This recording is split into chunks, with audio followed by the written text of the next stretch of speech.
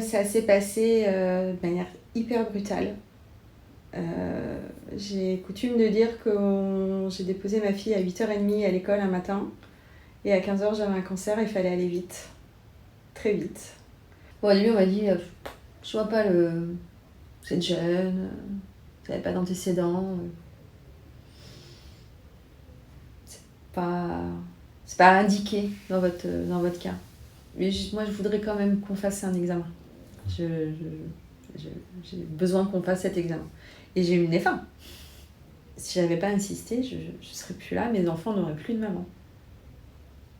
Et ça, c'est important aujourd'hui que les professionnels de santé l'entendent, que la sécurité sociale l'entende aussi, parce que oui, ça a un coût. Forcément, ça a un coût de faire une biopsie, de faire pour rien peut-être, hein, souvent. Mais c'est la vie de maman qui est en jeu.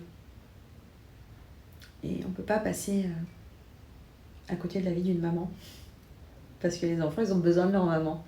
À l'époque, ma petite a 7 ans. Mon grand en a 14. Il faut que moi j'accepte ce qui est en train de se passer, que je comprenne ce qui est en train de se passer, que je n'ai pas peur. Enfin, en tout cas, que j'essaie de faire comme si j'avais pas peur. Et qu'on voit le plan d'action qu'on va mettre en place pour leur annoncer que je suis malade. Et ça, le matin, moi, j'étais pas partie là-dessus, donc...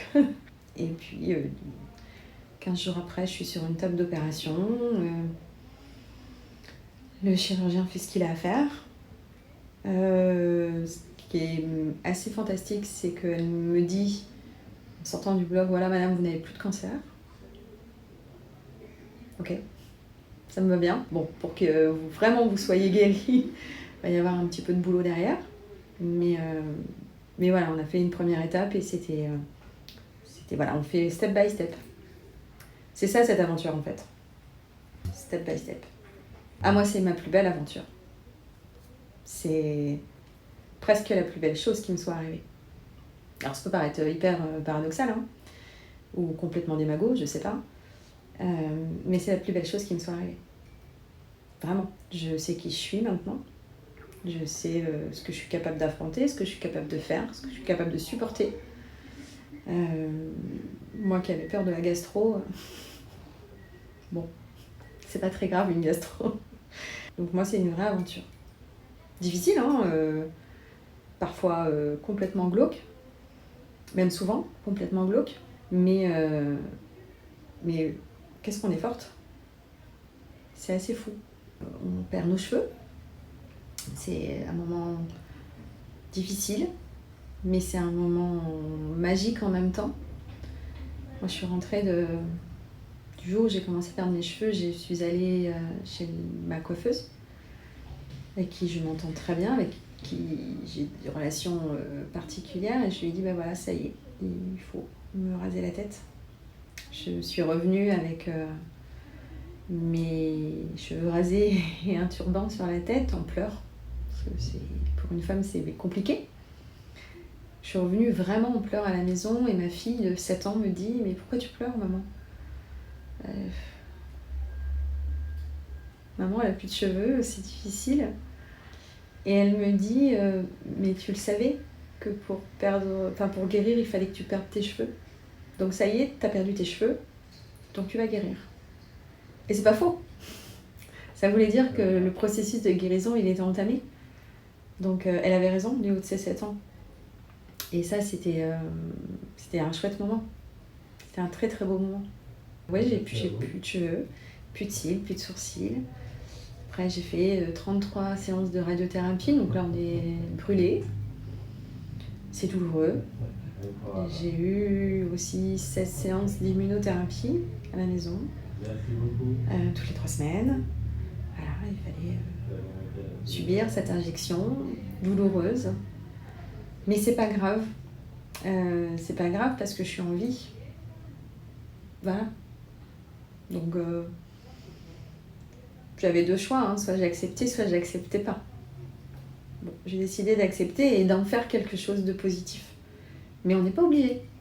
Il y a des femmes, des hommes pour qui être sous un plaid toute la journée, c'est ce qui leur fait du bien. Et c'est ok. Il n'y a pas de problème avec ça. On n'est pas obligé d'avoir des projets pour se sentir fort. La maladie nous rend fort.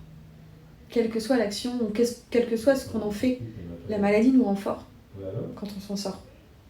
Donc, moi j'ai envie de dire, projet, pas projet, Netflix, pas Netflix, chacun fait ce qu'il veut. Je me suis engagée auprès des patientes, d'abord en situation de précarité, où je me suis associée avec Mélodie Larcher, qui avait mis en place, donc elle-même malade, qui avait mis en place une association qui s'appelle La Rose et qui vient en aide aux personnes malades en offrant des box gratuitement au CHU de Poitiers avec des produits adaptés. Je me suis dit, mais waouh, elle est complètement tarée. Elle a une énergie de dingue. Comment est-ce que moi, je peux l'aider? Et qu'est-ce qui peut être tout aussi dingue que moi, je puisse faire pour l'aider? Et au lendemain de ma deuxième chimiothérapie, je me suis dit, je vais faire un truc incroyable. Je vais aller affronter les dunes du Maroc et je vais aller faire le rallye Aïcha des Gazelles. Donc je suis rentrée à la maison. J'ai dit à mon mari, je pars au Maroc. Il m'a dit, tu ne pars pas au Maroc, tu es une chimiothérapie, tu ne pars pas au Maroc. Si, je pars au Maroc et je vais faire le rallye Aïcha des Gazelles et je vais récolter des sous et je vais les offrir, je vais reverser mes bénéfices à la Rose et à la Ligue contre le cancer pour les personnes en situation de précarité notamment pendant la maladie. Et ça au lendemain d'une chimiothérapie alors que j'en avais encore 14 qui attendaient. Je suis allée au bout. Je suis allée au bout parce que c'est ce qui m'a tenu la tête hors de l'eau pendant toute cette aventure cancer, c'était de la terminer dans le désert. Donc je savais que ma dernière chimiothérapie était le 16 mars 2022 et que je partais le 18 mars au Maroc. On est parti, on est revenu. On n'est pas monté sur le bateau à cause du Covid, mais ce n'est que partie remise. On part le 3 mars 2023 et entre-temps, Mélodie a tiré sa révérence parce que le cancer du sein tue beaucoup, 12 000 femmes par an. Donc non, c'est pas un cancer qui se soigne bien, pas toujours. Octobre rose n'est pas que rose. Le cancer du sein n'a rien de rose. Parce que de toute façon, c'est pas très grave, un cancer du sein, moi c'est ce qu'on entend de manière générale, c'est pas très grave. On m'a dit, cancer du sein, si dans les cancers, c'est celui-ci qu'il faut avoir. Quand on dit cancer du sein, on fait des défilés, c'est des paillettes, vous allez dans les rues de Poitiers et tous les magasins ont un produit rose. Est-ce que c'est le bon message à passer? Je suis pas certaine. Voilà, parce qu'après on a des réflexions du genre, c'est pas grave, c'est un cancer du sein. Faut dire ça aux 12 000 familles endeuillées par an. Parce que non, cancer du sein, c'est l'un des plus meurtriers chez la femme. Première cause de décès. Voilà, et c'est pas rien. Rien n'est rose. Même s'il y a de très belles actions, même si c'est important de parler du cancer du sein, il ne faut pas parler du cancer du sein comme quelque chose de fun, vraiment. Il n'y a rien de fun. Voilà. Pour les gens malades, il n'y a rien de fun. Pour les gens en soins palliatifs, non plus. Et pour les étoiles, encore moins. Et pour les familles, non plus.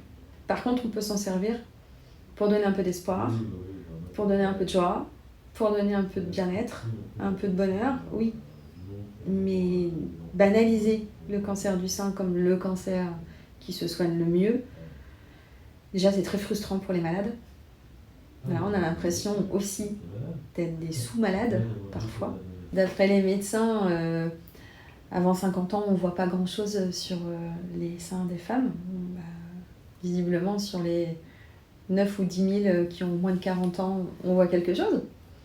Donc ça voudrait dire qu'on pourrait abaisser le niveau du dépistage au moins à 40 ou 45 ans. Ce serait déjà bien. A priori, c'est ce qui est en cours, donc c'est bien. Chez les très jeunes femmes, c'est un cancer du sein très souvent qui est dit triple négatif. C'est un cancer qui, quand il est métastatique, c'est-à-dire quand il a commencé à évoluer un petit peu, n'a pas de réponse thérapeutique en France. On perd chaque jour des femmes de 30, 35, 40 ans, avec donc des enfants en bas âge, d'un cancer du sein triple négatif. Et n'ont pas toute la chance de répondre au traitement. Donc aujourd'hui, moi je milite aussi pour qu'on apprenne dès le lycée à se palper les seins. Voilà, il y a des méthodes. C'est important que les jeunes femmes l'apprennent, cette méthode.